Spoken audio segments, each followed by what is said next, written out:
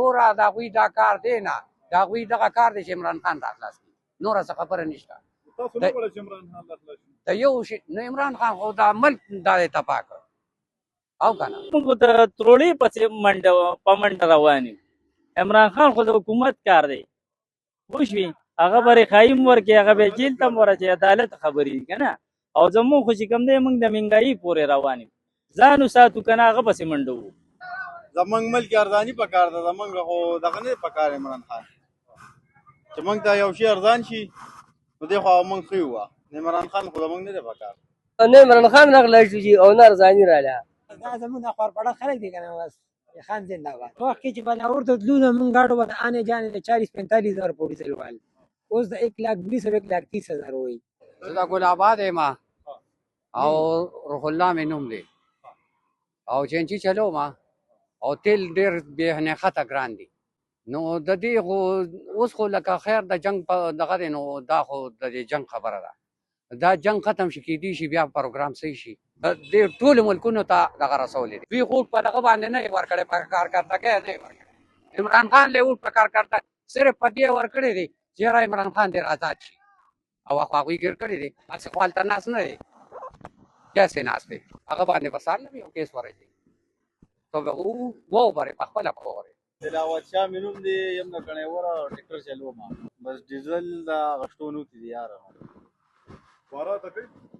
بس دې کې واره نه کوي او چې کوم وخت کردان واره کوله اوس خو واره نه کوي خو بس مجبوري ده یاره پاکې ته څومره پاتې کېږي روزه بس مخکې چې به راته 100 روپۍ ټرپ پاتې کېده اوس 200-800 پاتې نو بس هغه لینډ پرې روان دی او نور خو پرې داسې څه کار نه کېږي 522 کې خو موږ ګاډي ودرولې او کېدای شي اوس یې بیا ودرو بس څوک دي معارض صاحب خیر بس مطمئن خو دې نه وه ځکه چې روزي راله نه د چا نه وي ایم پی ایم د مطمئن او د ایوینین هم دي موږ لیدلې د سره لید نه پرې الیکشن چې شوی د هغې نه پس موږ نه دي لیدلې او اوس چې روټونې ورځې راشي نو بیا مخې مخې ته کېږي خو ټول زور یې موږ عوام ولري هېڅوک هم نه روزي د اواز لپاره جی د بیر ګړی ما او چینچي چلوم جی محمد خیاط مې نوم دی جی عمر زیات ګرانېږي نو چې ګرانې شي نو دا بیا څه کوئ تاسو بس جی کو په کري خلکو زیاته راکولې او ښه کېني بس طرفه لوبیا چې مجبوري ده نو یاره چې مطلب پیټرول جی ارزان و 267 کې جی لیټر تقریبا 600-700 پاتې کېدی اوس جی 300 نه پاتې کېږي 400 نو بس په مجبوري ده مجبوري نه چلو چې ګاډي بنده وکړ نو بس جی بس پیټرول له صرف ګټې او جی نور پکې څه نشته چا چې جوټونه ورکړي دا کسانې زمیوار دي ځکه چې جوټونو ټیم شي مطلب مونږ راځي اوټ راکې مونږ به دا وکړو هغه وکړو دلته راباندې بیا دا سختۍ راولي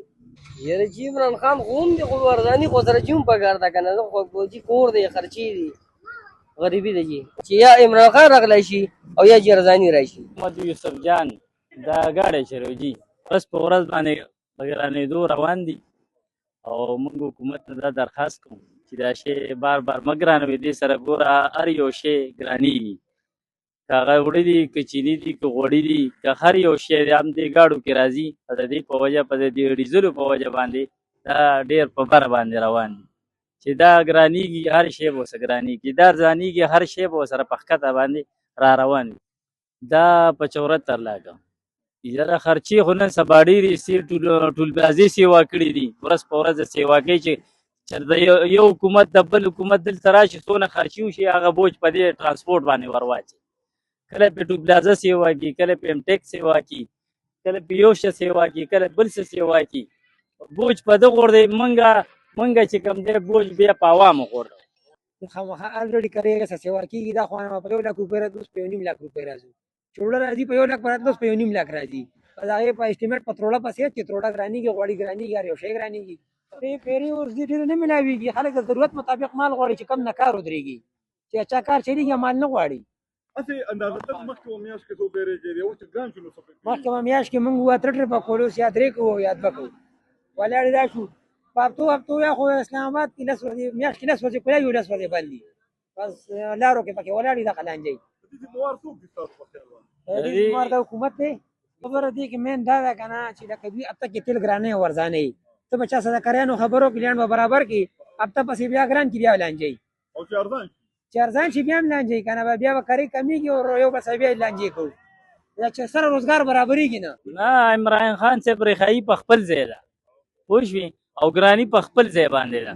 په عمران خان باندې د دې اثرات نه غورځېږي یا د جیل کې یا د بهري نه جي نه یو کس هم نه روزي مونږ خو چې ته یو کس پر روډو نه لیدو شروع وته